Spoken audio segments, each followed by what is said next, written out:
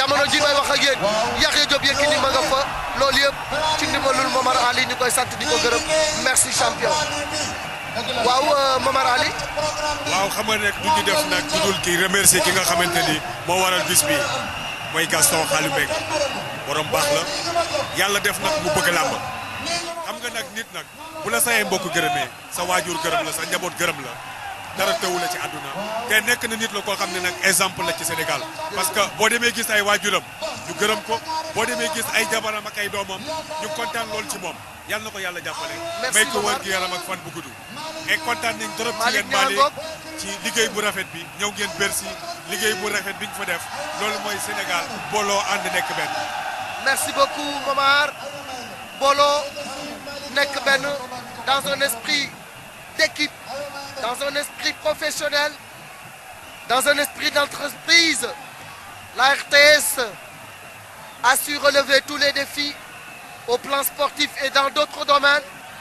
mais sur le plan du sport vous avez vécu de grands moments avec la chaîne des sports la RTS la chaîne de tous les sports hier c'était le judo et le football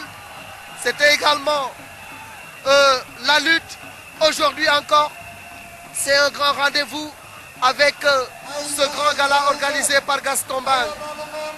nous en sommes maintenant au deuxième combat qui va opposer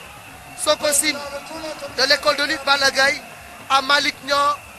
de l'écurie de Dakarou et certainement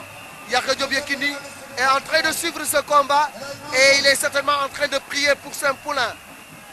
voilà donc combat bu njëkk baa ngoogu wala ñaareelu combat bi diggante Sococim moom moo yor ngemb lu xonq li ak Malick Niang moom moo yor ngemb Lagos bi ñoom ñaar ñu ngi ci diggu géew bi arbitre bi mi ngi leen di xool ñu fàttali leen ni Sococim école de lutte Balla Gaye la bokk Malick Niang écurie Ndakaaru ñaari xale yu tolloo ci taxawaay boo leen xooloo ci doole ñoo war a tolloo boo leen xoolee ci at ñoo war a tolloo boo xoolee ci rallonge kenn ku ci nekk am nga rallonge bu doy tubaarkàlla macha allah kon combat bu war a neex la arbitre baa ngi wax ak ñoom.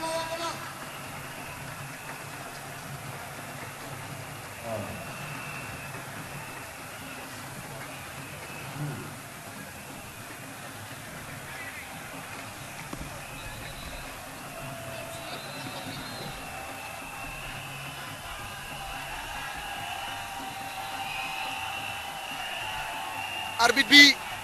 jox na avertissement ñaari mbër yëpp ndax kenn ku ci nekk da nga jël gàllaaj sotti ko sa morom looloo tax arbitre bi jox leen kenn ku ci nekk benn avertissement Sococim ak Malick Ndiaye wala Malick Niang fii ci stade Demba Diop attention Malick daw na sogg ko jàpp na ngemb la ca gannaaw jàpp ca kanam waaye Sococim a ngi bañ Malick jàpp na xëcc na ko dugal nay perkit dugalaati perkit Sococim sigi na Sococim Malick Niang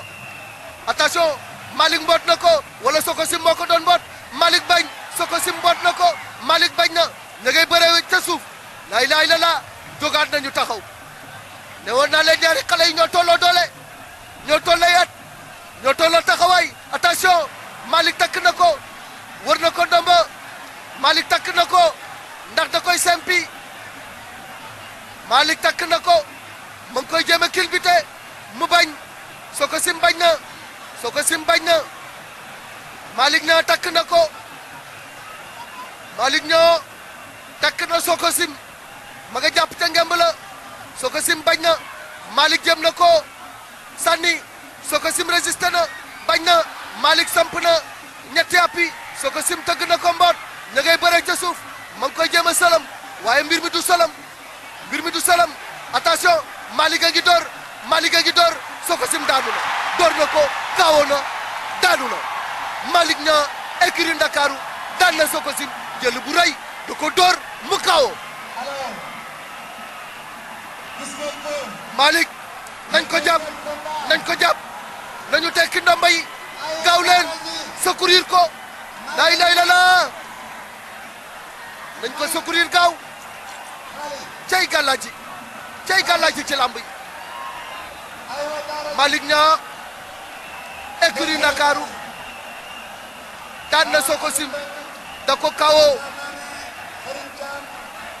kawoo mu daanu jël bu amul benn werante ndeysaan ma nga jafandu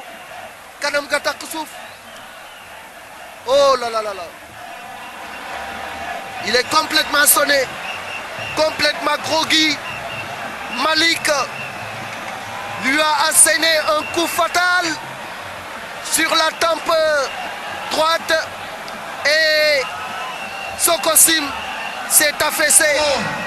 Il est tombé comme une feuille morte et n'a pu résister à la violence du coup. Voici le ralenti. Gis ngeen Malick foofu daf ko sànni def ñetti appi jógaat taxaw Sococim jéem ko boot mu bañ ñu jógaat daal di jàkkaarloo foofu nag la ko Malick wëree ndombo jekku ko Sococim bañ ba léegi ma ngay jéem a bëre wet Malick dooraat oho crochet bi nag moo ko yóbbu teer mu jeex tàkk mu ni suluñ Malick Niang écurie Ndakaaru kon gis ngeen ko noonu moom moo daan Sococim jël bu set wecc bu amul benn werante Sococim bu école de lutte Balla Gaye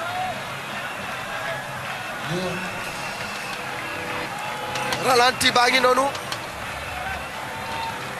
gis ngeen ko gis nga coup boobu dal ci temp bi